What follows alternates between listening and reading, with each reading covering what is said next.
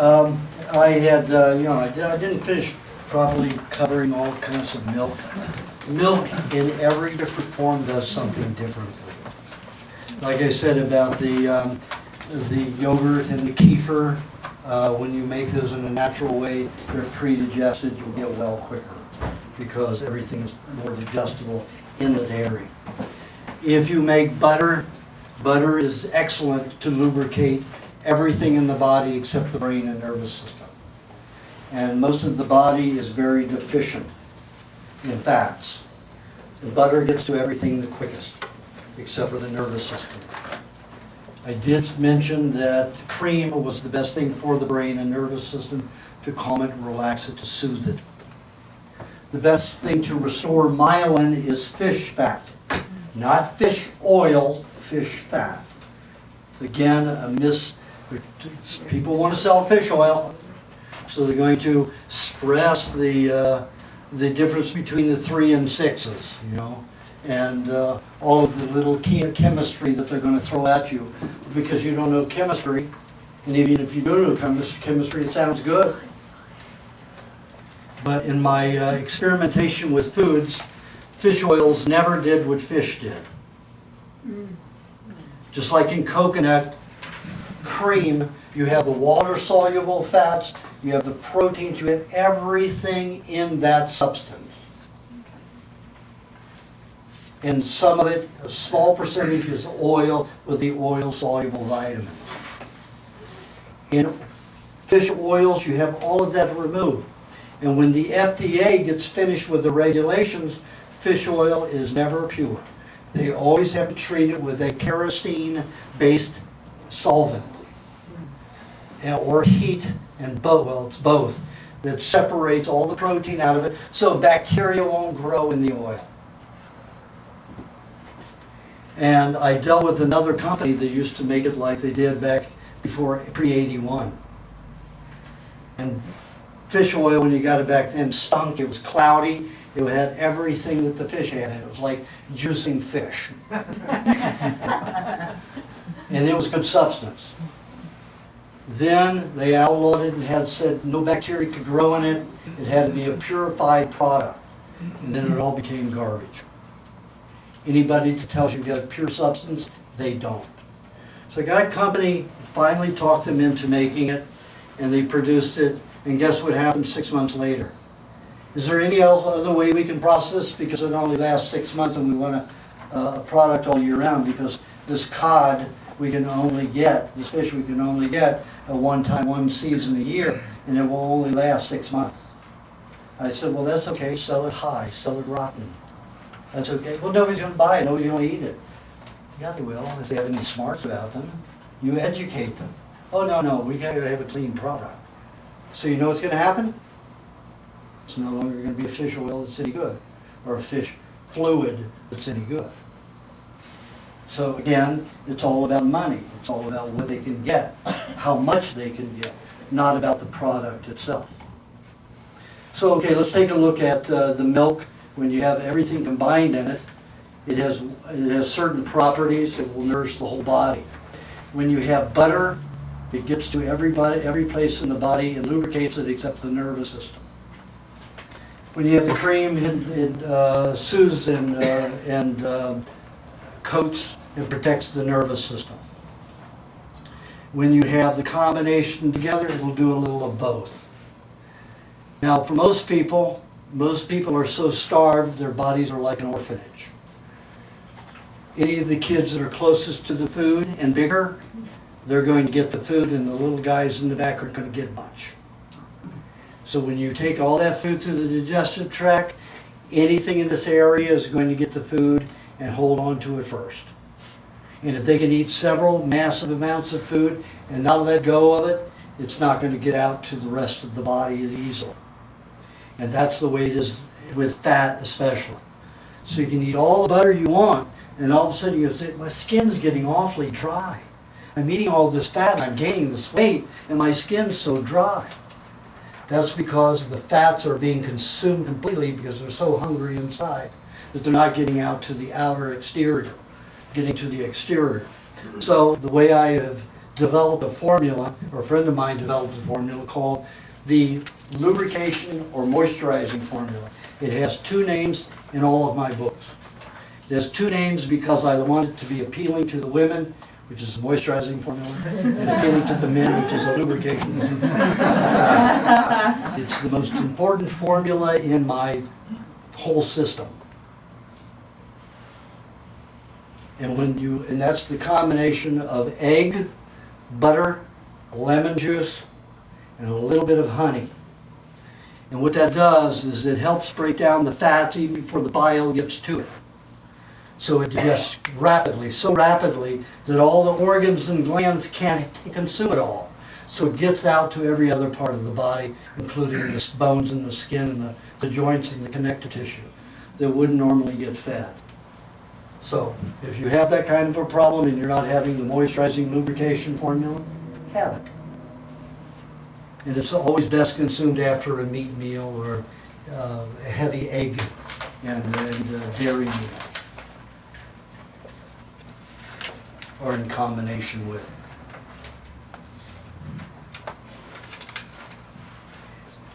Okay, we're going to talk about, we started on the pattern of eating. So we have the vegetable juice first thing in the morning. Okay, in order for the brain and nervous system to work properly, remember we talked about the AGEs, the advanced glycation end products? Well, if you eat a piece of fruit or a high carbohydrate juice, like a carrot juice, you're going to cause the brain and nervous system fluids to be sticky, your blood to be sticky. So, not a good thing to do. So you want to eat some kind of a protein meal. I always have meat. My brain works so well when I have meat. If I just have dairy and eggs, I'll be good. But if I want to be a genius, I have meat at that first meal. And I have the butter with it, or the lubrication formula for me.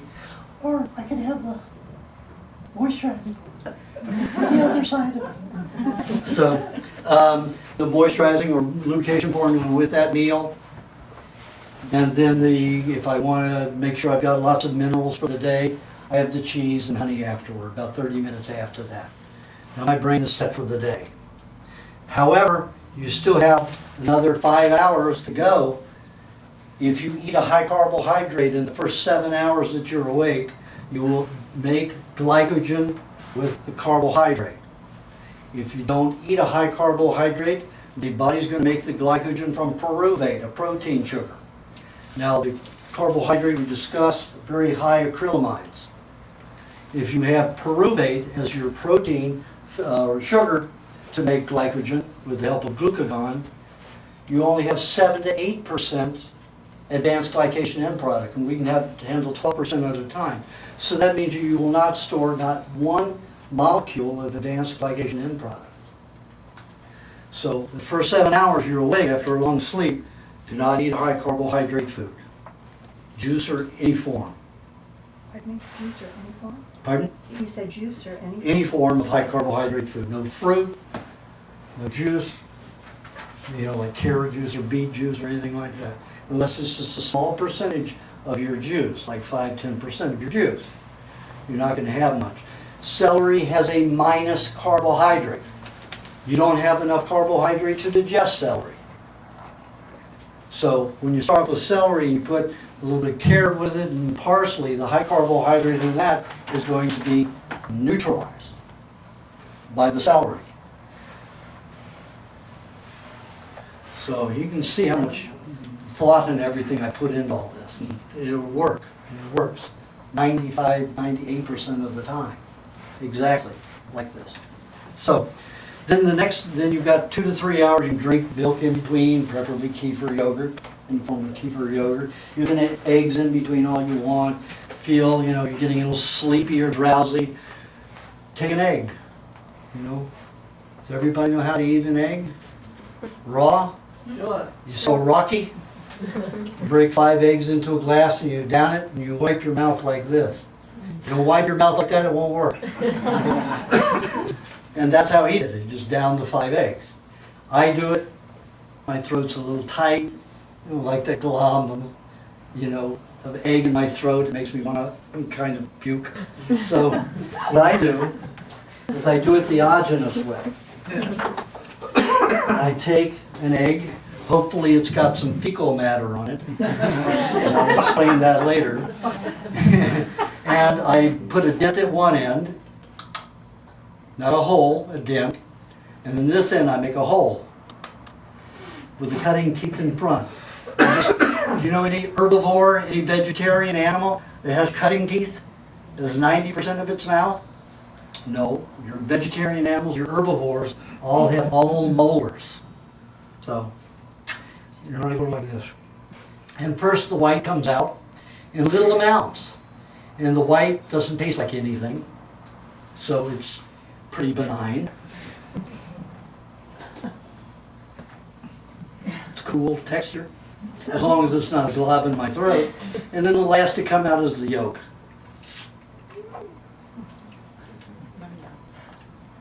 Now what you have is a hermetically sealed, perfect food, protein, carbohydrate, and everything.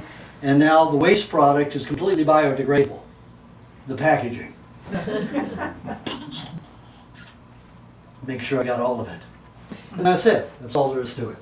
And then I don't have to clean a glass. Rocky has to clean a glass every time. I do not. So, you have eggs like that, your mind feels a little slow, you might be feeling a little sleepy. Grab an egg like that, or Rocky style and down it, and your mind will turn around in about 10 minutes. 10 to 12 minutes. And you'll be alert and focused again. If you eat a lot of foods at that time, you drink a lot of milk, you're going to get sleepy. Because you said it's like a baby, drinking until it's full and says, oh, I can go to sleep again.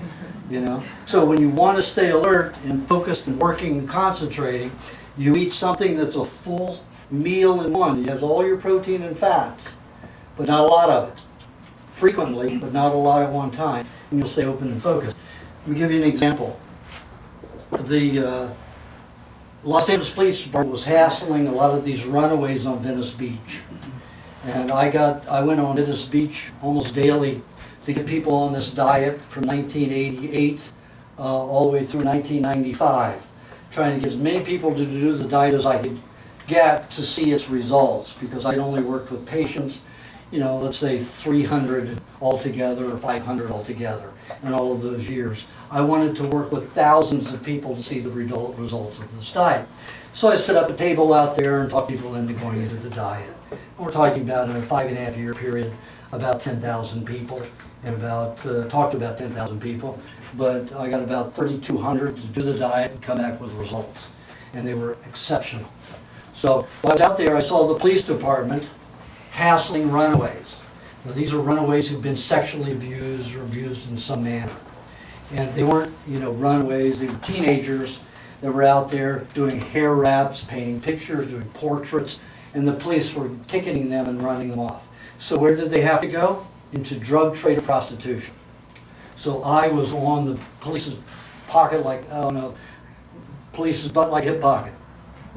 And Jerry Rubin, famous activist, and I got some attorneys together, we got cards printed, and anytime we saw a policeman hassling one of these people, we go up and say, this officer is depriving you of your civil rights, you have a total responsibility to be here, and if he cites you, you get in touch with this attorney, he will file suit on this man or this woman for citing you and for making your life miserable. So the police hated us, and I was the biggest offender because I would watch for them. So after 5.5 years, they got this guy to attack me. He kept moving away, he kept coming at me and hitting me. And we're talking in deadly places. So I picked up a stick and I beat him. But I beat him, only him coming at me. 7 witnesses, and they arrested me for assault and battery. Because that's what they were setting us up to do. And they got all of us. They got Jingles, everybody knows the singing, roller skating Sikh. He was part of us too. So he got arrested, Jingles got arrested, Jerry Rubin got arrested, and I got arrested all in that week because they were going to put a stop to us. So they weren't prepared for me, so I sued them. And I played my own attorney because I know what attorneys do. So I put him through 5 years of hell in the legal system. And when I got him finally into court, in federal court, I'm the only layperson that's ever gotten this Los Angeles Police Department and the city into federal court. And I tried it myself. And I wrote legal documents 2 stacks this high. And I was carting them in every day into the hearing. And I was my own attorney, so I was on my feet all day long. I had 22 officers in there, and we're talking about lieutenants and captains and sergeants that were there. They let 4 of them off the hook right away, so I had 3 of them on trial and 22 for witnesses. And I proved without a doubt that they had arrested me and that they had set me up and conspired. So what happened, and during that time, that whole 22 days, you know how I survived? Because I had to prepare for questioning. Every officer, every question had to be understood and written. Because you don't go in there and think, You have to go in there with your plan of attack for each person that you're calling up as a witness. And you had to know what to ask them and what not to ask them. So I had to go through this every night and stand on my feet all day long to this. I was getting 1.5 hours sleep a day. And I got it 10 minutes at a time, even in the courtroom. And one time I said, I need a short recess, 10 minutes, I went to sleep right there. And the guy came up, woke up, and went right back to work. And they don't allow any kind of food in the courtroom. And I said, you have to let me have I have a motion here, a citing that says that I was diagnosed with diabetes. Of course, I wasn't diabetic anymore, but I would have symptoms of diabetes like anybody with low blood sugar, but I didn't have my food. So I said that I have to have my food in the courtroom and eat during court. So I got it. So I'm there downing raw eggs like you just saw in the courtroom, drinking my milk and doing that. So that's what I got. I got an 1.5 hours sleep a day. And then when it was all over and went to the jury, they switched a juror. A juror that had been working with the police department for 10 years. You don't see any record of her ever being in the jury. And all of a sudden this new juror is in there. And she convinced 3 of the jurors, came out, were waiting for me after the trial and said, this woman wouldn't let us do it. She said, this wasn't, I said, you got a smoking gun there. They said, but yeah. And I said, the stuff that she was telling you that I didn't have, they didn't give me, but yet the officer said that he had read it before he came. So they held that from the court. So that it was all set up. They knew I was never going to win. But I cost them millions of dollars and lots of time and sweat. And they left all of those teenagers alone during the whole 7 years, and then they started hassling them again. But then I was on to milk and other stuff. So anyway, that's the situation. But you can stay focused and conscious with those eggs. And a 1/2 cup of milk at a time. Egg, maybe 1 hour. 1/2 cup of milk another hour. If you want to stay focused, if you have to have physical energy, you're going to need more than that. You're going to have milkshakes, like a 1/2 cup of milkshake at a time, if you're doing physical labor. But if it's mental, mainly the eggs will keep you physically and mentally focused. So let's say after this first protein meal, you have the vegetable juice, then 45 minutes, an hour later, you have the protein meal, eggs and milk or meat, and also butter. And then 2-3 hours later, you have I know that I'm swinging it around in there, you guys. You have a milkshake. This helps calm the body and deliver it some energy. If you have the problem like I had, where if you mixed eggs and milk and honey together, you get cramps, you're not going to be able to do that. You should probably suck your eggs first, my style or Rocky style, and then have some milk and cream afterwards and honey after that, maybe 5-10 minutes after you down the eggs. Remember, the eggs are going to go through very rapidly. So then 2 to 3 hours after that, you have another vegetable juice. All of a sudden now we've hit the time where you could eat some carbohydrate. But let's give it an hour or 2 anyway, just to make sure. So an hour or 2 after the second juice, then have your one and only fruit meal of the day, and always with the fat. Now, remember that fruit is always detoxifying. The body makes alcohols with it. So it will utilize fat as energy, and it will detoxify the system. So this is the time to do it. You don't want to do it early in the day because you don't want your day to be focused on detoxifying, nor making everything sticky and poorly functional. And you don't want to late in the day because you're not going to sleep well if you're detoxifying at night. So this is the high time to have a fruit. If you want to lower the amount of detoxification, you don't have ripe fruit, you have non-sweet fruit that's on the green side. But always have it with fat anyway. And the best fat for cleaning is coconut cream. Coconut cream is an incredible solvent. Before, 60 years ago, all of our soaps, body soaps, were 70 to 90% coconut. Everything, laundry soap, everything was made with coconut. Then when they discovered to make out all these acetates, soaps, out of chemical petroleum products and kerosene, they found that it was cheaper than to grow these coconuts, to process, to harvest and process them, and then decontaminate them and deal with all the waste products. They could just make a chemical soap. And that's when all of the natural products went out the door for soaps. And they are a great soap too. Coconut cream is what I use as my body soap. That's the coconut cream that I don't eat in time, and it becomes fermented. So I use it to brush my teeth with, and I use it to wash my body with, and hair and everything. And it's a wonderful soap. But the coconut cream internally will do the same thing. It's the best cleanser. So have, 3 to 6 tablespoons. If you're a big person, you have 8 tablespoons, of coconut cream at a time. But always have a natural fat with it. I mean an animal fat with it. Either cream or butter, or a little bit of cream and butter with the coconut. Both of them with the coconut. Because the coconut is more detoxifying, the butter and the cream are protective. So if you've got the coconut cream pulling out a lot of heavy metals and other toxicity, you want the animal fats there to protect your system from damage. So always have a little bit of the animal fats with the coconut cream when you have the fruit. And there are lots of ideas in the recipe book. These eating systems that I'm telling you right now are on page 40 and 41 of the recipe book. But I'm going through it to explain why it is that way, which I don't do in the book, as well as some people. Some people say that they didn't understand it because it's very concise and it doesn't go into much explanation. So I'm giving you the explanation now of why I set that schedule up and why it works. Okay, so we go from the fruit meal, and you can have different fruits. If you've got a problem, you read in the We Want to Live in the remedy section, you go through all of that and you say, I have that symptom, I've had that symptom, I've had that symptom, and these reoccur once in a while. And any symptom you've ever had is going to recur on you, I guarantee you, because you haven't never eaten properly to heal properly.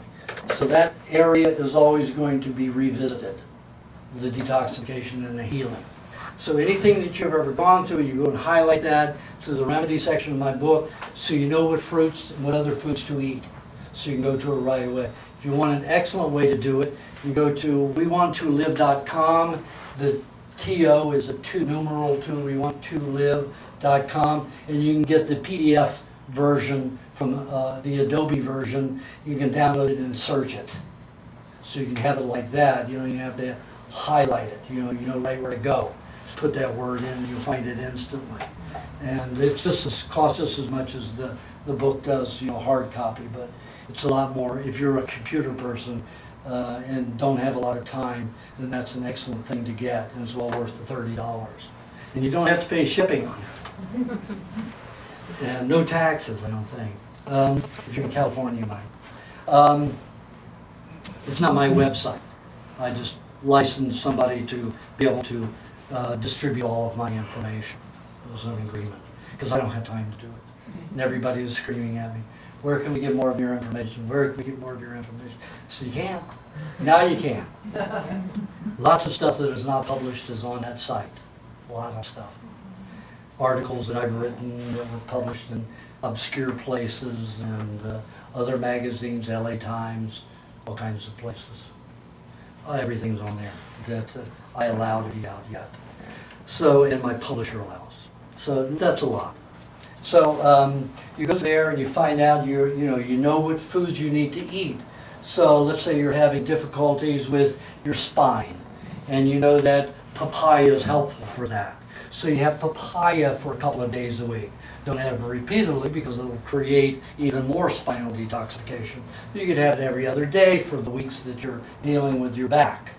And if you're dealing with digestive problems, constipation, something like that, then you could have pineapple with the coconut cream, butter, and dairy cream, and a little honey if you want. And you take those fats, you can whip them into a whipped cream and have it with the whole or chunks of fruit, or you can blend it all together.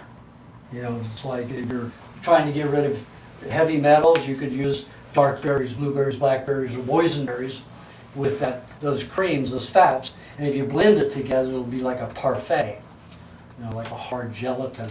It's pretty good. So you can do it many different ways to make it more appetizing, even though you may be eating the same thing. So that's how you work that one. Then the next, you wait 2 to 3 hours, have another vegetable juice. Then an hour and a half, 2 hours later, your second and last meat meal or another large protein meal with a lot of eggs at one time and some dairy in that time if you're not a meat eater. Then again, have your lubrication formula or some butter with that meal, or butter and honey if you're having eggs and milk. And again, usually when you have a milkshake at that late in the day, you're not going to digest as well and as quickly. So it might be better to down the eggs if you have digestive problems, and then drink the milk and cream afterwards with a little butter and honey, and then the cheese and the honey after that, about 30 minutes after that. And then before you go to bed, you can have milk anytime during the day, preferably room temperature or cold kefir yogurt if you want, or room temperature kefir yogurt, or even warm milk. You can warm it every time if you like. You can treat yourself like a baby. If you're a person who's hyperactive and irritable all the time, warm milk will relax you all the time. It's a good thing. So before you go to bed, you make sure you want to relax, then have some milk before you go to sleep. Warm milk and some honey, a little extra cream with it. And during the night, if you've had a big moisturizing or lubrication formula, and you've had a third with each of your protein meals, then during the night you'd have the remaining third with half a cup of milk, just to make sure you always stay as lubricated as possible, so your skin is always in the best shape that it can be. And the best facial soap is fermented. The best shaving cream is fermented coconut cream. It gets kind of slimy and it's just so nice. I never cut myself with that. I used to shave with eggs. I put egg on my face and shave with eggs. Then when I discovered the fermented coconut cream, it's so easy to shave, never any cut. Never any cut. I mean, for me to say that's amazing, because I was always cutting myself, no matter around in here with these little scars that I have from my brother beating me up. Boom, boom, and little bumps came about there with the blisters and the cuts, stuff like that. I was always cutting and I was always bleeding. But for some reason the coconut cream, fermented slimy coconut cream, works excellently as a shaving cream. So there you have it. Now we're going to go for the long-awaited stuff, bacteria, parasites, and all of that stuff. Now, everybody's afraid of bacteria and parasites and virus and fungus and stuff like that. But those are your janitors. I mentioned it earlier just to give you an idea that they're not your enemy. They are your friends. In my experiments with animals who had parasites got well quicker than those who did not have parasites. I also investigated the myth that raw meat created parasites, would give people parasites. We took 14 animals, all from the age of 12 to the age of 16, and these were so-called at-risk types of creatures because they were in old age, and all of them weak and feeble, and fed them various different types of parasite-infested meats. Calf's brain that was infested with flukes, chicken tripe that was infested with pinworms, and liver worms in a calf's liver. We fed that to all these animals. Not one of them got a parasite. One of them got a parasite, and they all did very well and got healthier. The animals that we put in a ad for and got that already were infested with parasites, we took them and fed them raw foods, and they all got better. And their parasites continued and then went away within about 6 months. The latest was 9 months on one of them. And we followed them to their death, and we performed autopsies on them. Their innards were brilliant, like they were young. So wherever they had, whether they had the liver parasites or they had the brain flukes or wherever, when they were fed the raw meats, and raw dairy, and a little honey, they had immaculate healing. The animals that we gave, we took some of them and we fed them pharmaceutical grade anti-wormer, dewormers, and homeopathic dewormers. And those animals, when we got rid of the parasites, fed them the same raw diet, they didn't fare as well. The ones that were given the pharmaceutical dewormers, still their organs, they got better and healthier on the raw diet. But when we performed autopsies on them, their glands where they had had the parasites and we had poisoned them with the pharmaceutical dewormers were dark and brown, so they never healed properly. So those that we allowed the parasites to do their work and eat the raw diet got much healthier and stronger. So parasites are your friend. Bacteria are your friend. They eat degenerative tissue. Now let's say you're poisoned, you've taken antibiotics for everything all these years, you've taken penicillin, you've gotten injections, and you don't have any bacteria left in your life, you're going to have a lot of problems. And the only way your body's going to be able to clean is with virus. Viruses are not alive. Taking antibiotics for a virus is the stupidest thing in the world.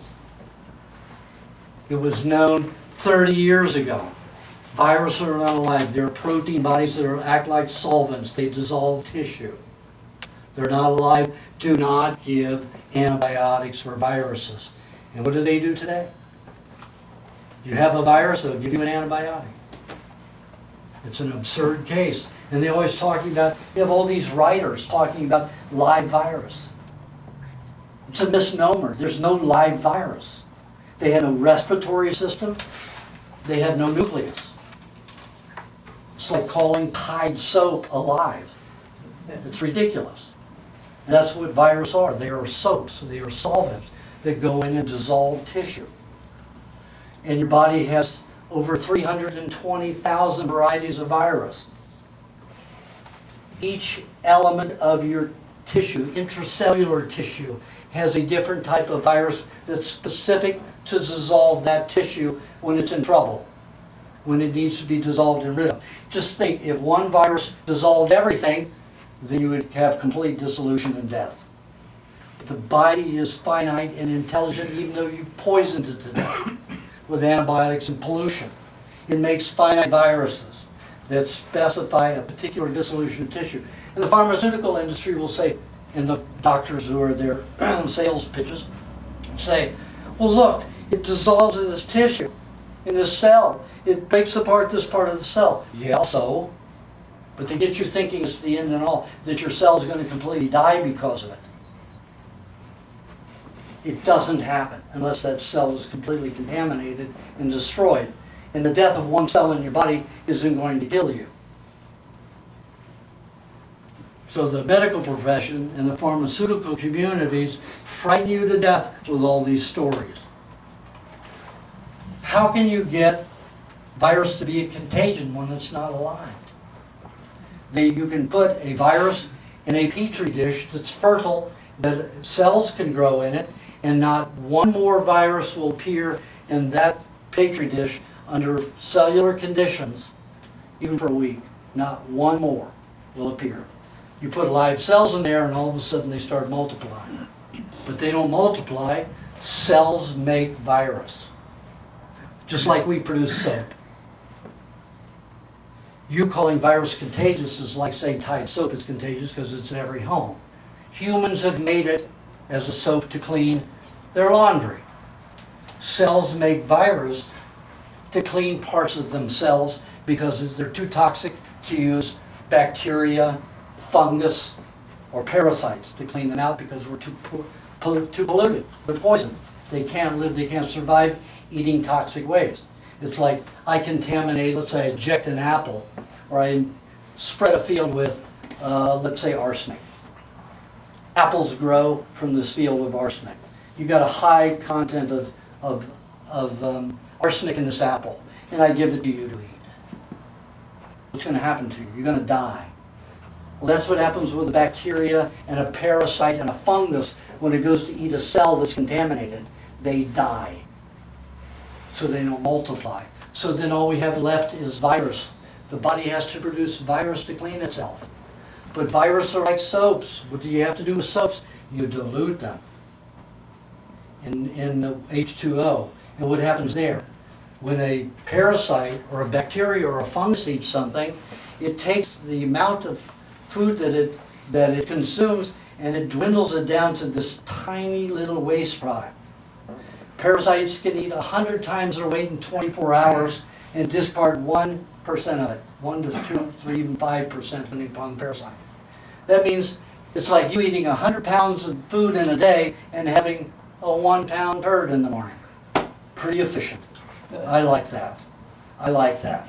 Because that parasite has made sure that I have to discard a very small amount. Now bacteria, depending upon the bacteria, can eat about half of that in 24 hours. But still, its waste product is a small amount. What happens? We eat 14 pounds of food in a day. A lot of people eat that much. And they have a 1-pound turd the next day. That's not a good ratio. I'll take the parasite and the bacteria any day as my assistants. Fungus is the same way. It takes something and reduces it in stature. When your body uses virus, it dilutes and spreads it all throughout the system. That's why viral meningitis is a problem with coma. Because when you have a viral meningitis, which means the coating around the brain or the nervous system is infected, it's got pollution in it, there's nerve damage in there, and the body needs to dissolve it and clean it out. Anytime you have an infection, it means the cleaning, janitoring going on, you have more nutrients flowing to the area, and that's what swelling is. You always want swelling, you never want to stop swelling. People put ice packs on things, and what do? They prevent the circulation. All of those mini nutrients are being moved into that area to clean out and feed the area and heal it. They put ice packs on it, what happens? It clots. They don't heal properly. So you've got an athlete, he has a knee injury. They want to keep him in the ball game, so they put ice packs on it, lower the swelling, wrap it with a ace bandage, give him an injection of cortisone, and send him out in the field. What happens in 5 years? His knee's gone, his knee's blown. 4, 5, 6 operations and surgeries, and finally when he's an old man, the only thing he can do, and an old man for an athlete is 45, 47 years old, he's got a knee transplant.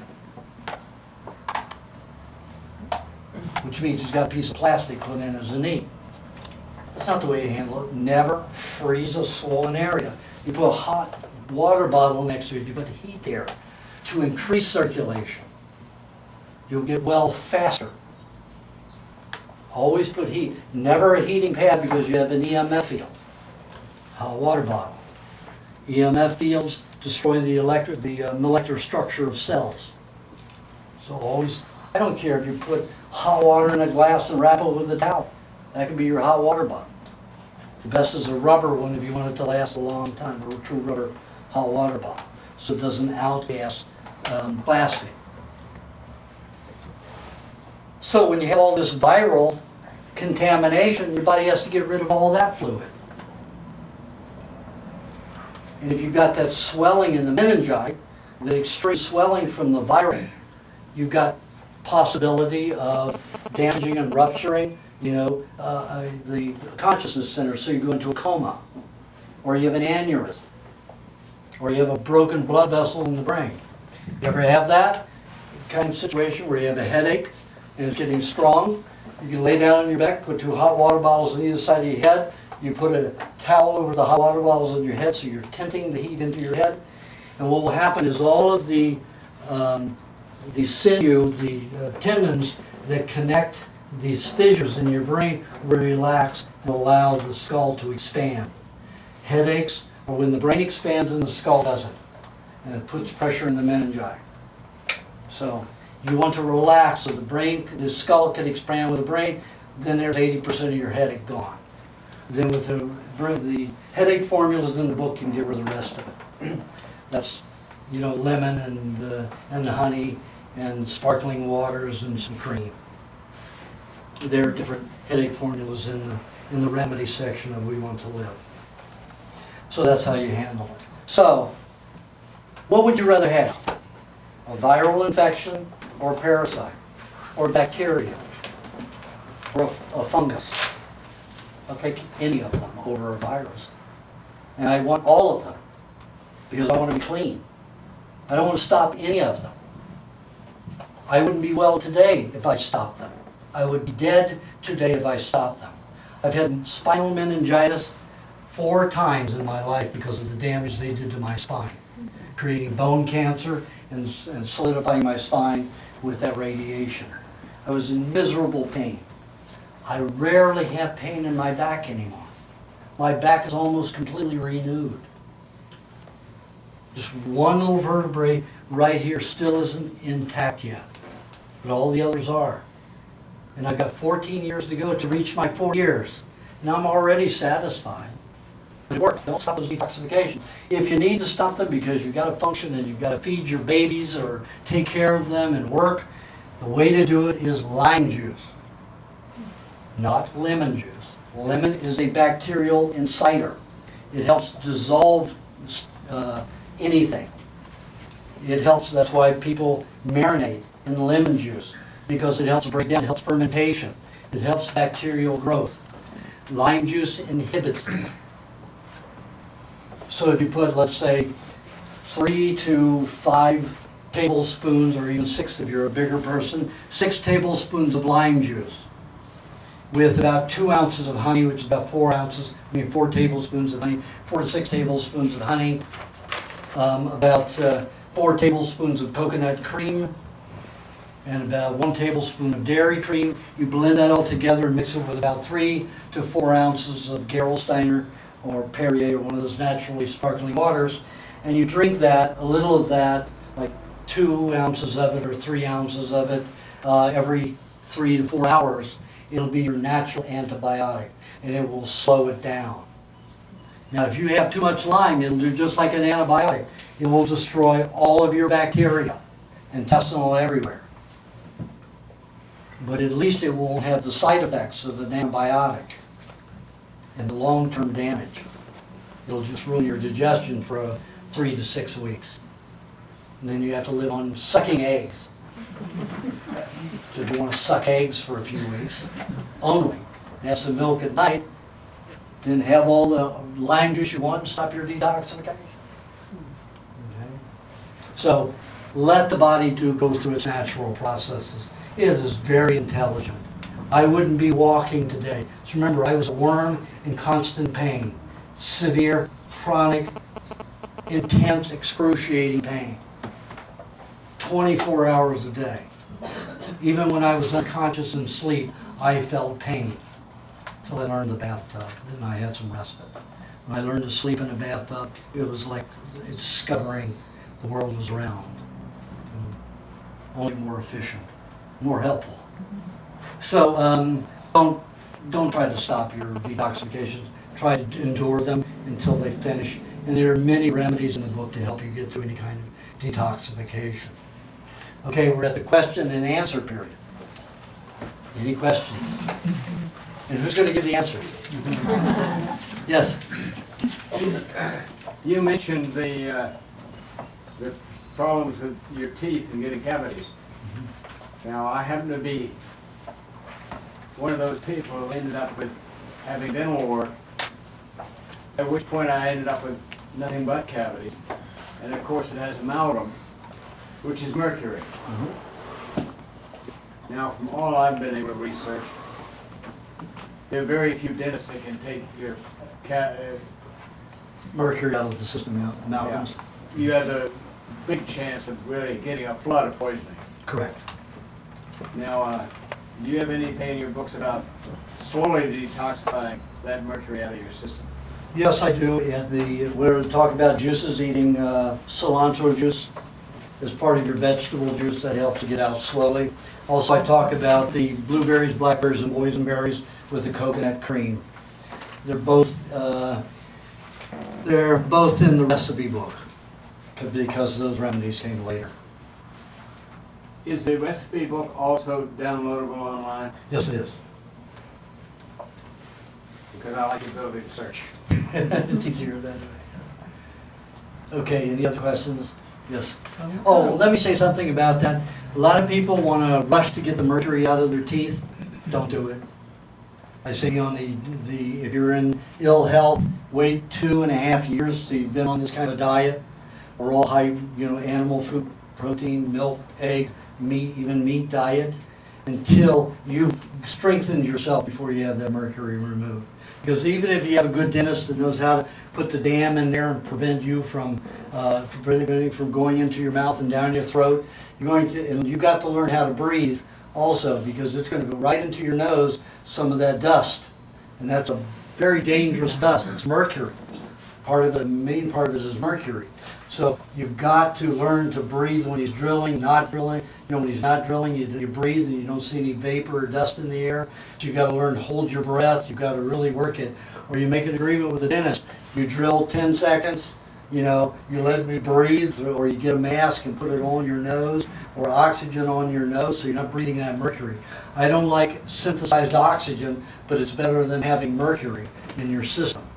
So, you might put the oxygen tubes up your nose and a little bit of tape over it so that you're not breathing any of the dust that comes into your face. But even if you protect yourself there, the mercury that's already in your nerve going all the way to your brain will start detoxifying when you have them removed. So you better be well equipped for it, and you better be healthy. Because I've seen some people go into chronic fatigue and fibromyalgia because they've had it done too soon. And if you have a question about that, I got a fellow who called me last night, and I warned him for 3 months, don't do it. He had chemical sensitivity. He says, but all these people say that my chemical sensitivity will go away when I have these fillings removed. I'm saying, don't listen to them. That's a very few people that are telling you that. But the major people don't have that kind of reaction. And he said to me last night, he said, you have anybody that wants to have those amounts, you tell them to call me. Because he's suffering terribly because he had it done. Only, a few months 8 months on the diet, and he had it done. Suffering terribly. Okay, next question. Back there. What kind of water do you recommend? Oh, thank you for mentioning that. I forgot to talk about water. Don't drink water. It's easy. Water is a solvent. If you look up in an archaeological book, the first product on this earth under solvent is water. Water is a distilled substance with lots of bacteria. It comes down and dissolves rock. That's how strong it is. It dissolves rock so that plants can eat. Water is a solvent. It will leach out of your body. Those of you under, or near 60 and over, you remember what we did? How much water did we ever drink? 3 sips a day at school? 3 sips of water a day at school. The rest was milk. Unless folks allowed soda pop instead of milk. So it was 3 sips of water a day. When did water become a big issue? 1962, when they started bottling and selling it. And then they paid a bunch of doctors to say, you need 8 glasses a day. Everybody drink 8 glasses of milk a day. And that's when it came out. But the Aborigines and the natives know you do not drink water. The more water you drink, the more dry you become. It rips the fats out of your body. It starts dissolving them. Now everybody needs some solvents because of the amount of toxicity in your body. So maybe half a cup of water a day, a cup at the most. You know how much water I've consumed over the last 2 weeks? A cup. I have about 2 swallows a day. For other people, they need more. But you don't need much. Because the more water you drink, the more you need. Why? Because it dries you out. It dissolves and leaches from your digestive tract everywhere. It causes fat deficiencies. Most people get dry mouth because the brain is dumping all of its poisons out the mouth. Rips all the fats from the mouth. So your mouth gets dry. You get cotton mouth. Is that water deficiency? No, not a water deficiency, it's a fat deficiency. Take a mixture of about 6 to 10 parts coconut cream and 1 part honey. Mix that together and put that on your lips and a little bit on your tongue. Do that every time your lips get dry. You'll see that you don't need water. Or you take a little honey and butter when you get thirsty. You'll see that you don't need water. It's fat that you need. The more water you drink, the drier your lips are going to be. When I used to drink water before talking like this 10 years ago, 15 years ago, I used to drink water. I was drinking water, I'd have this whole dryness, this caking over there, and I wouldn't just be peeling Lilla, I'd be peeling my lips would blister. Stop drinking water, and I just have the, my kefir, or I take the coconut cream and put it on with the honey in it. It doesn't happen anymore. My mouth is not dry. Stop drinking all that water. Yes, Ray? I thought I'd comment on that too. When I was practically vegan about 7, 8 years ago, I always had a bottle of water with me. I was always thirsty, never could get enough. Now I don't drink it at all. I drink 4 jars of vegetable juice a day. And I train physically 2-3 hours a day, plus teach at night martial arts, 3-4 hours a night, sweating like crazy. I'm never thirsty. So that's 7 years in this diet. That's pretty good, I'd say, wouldn't you? Yeah. So, all the myths are out there are for the people in the manufacturing of water. Forget it. Water's not what you need. And when you're eating whole foods, meat is even 45 to 55% water. Milk is 82% water. Fruits are 86 to 92% water. Where's your water deficiency? Doesn't happen. When you cook foods, however, then there's a problem. Then you lose the fat. Yes? What are your thoughts on donating blood? How it terms of affecting the body? Well, I've donated blood a few times, only to people that I knew that needed, that were close to me. When you give a pint of blood, it takes about anywhere from 90 to 120 days to replace it. If you feel that you're that strong and healthy, do it. If it's somebody close to you and they need it, and you have the same blood type, do it. But otherwise, I wouldn't sacrifice, just have to be a good Samaritan, because you need to be healthy. So I consider that. Yeah. Yes? What about making vegetables more digestible by lacto-fermentation? Okay, there's a whole crowd that does that.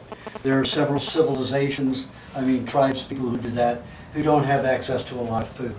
So, they don't have as many goats or sheep or anything like that, so they will ferment vegetables so that they'll digest better. However, they still have an alkalinization reaction in the body. They don't digest raw meats well, so they'll have to cook them. And then you have the degeneration that still sets in. So it's not a preferable thing to do, but it will work. Now, I do ferment some of my vegetable juices for all those times that I was forced to eat those cooked vegetables. Now, that's a detoxification process, but it should be a small part of the diet. You ferment anything that you've eaten cooked to replace all that bacteria and enzymes that were cooked out of that food to help you remove the residues, the byproducts of having utilized those things. So it is a therapeutic thing, but it's not the way to get healthy. And it's not the way to get strong. In itself, it will not give proteins and nutrients to your body that will make you strong and stable. It will clean you out, so it will do it indirectly. But you have to be careful with that, because it can cause extreme gas and poor digestion of your other foods. So it has to be implemented. And it often causes a lot of loss of vitamin D, because the vitamin D is utilized, and fats are utilized tremendously when you have those excessive alcohols and fermented acids that get into the body. And they'll start puffing out the skin, and it'll start turning white because you're absorbing all the vitamin D. And, that isn't, let's say, an unattractive thing, but I find that it does impede upon certain skin and perspiring functions. People perspire and smell a little stronger, and, those are incidental things. And then you'll use more soap and more deodorants that are poisonous. So there are a lot of side effects that come from that kind of eating, if it's too much, not just used as a remedy. But hold it in front. Sometimes we do it right when it turns, and sometimes we do it like this, and it's delicious. So, yeah. Yay. I'm sorry, I don't even know if it's a yeast or a bacteria, so I would have to go look it up. Don't know off the cuff. Great. Well, guess what? We just finished our 2-hour tape, so perfect timing. Thank you, everybody.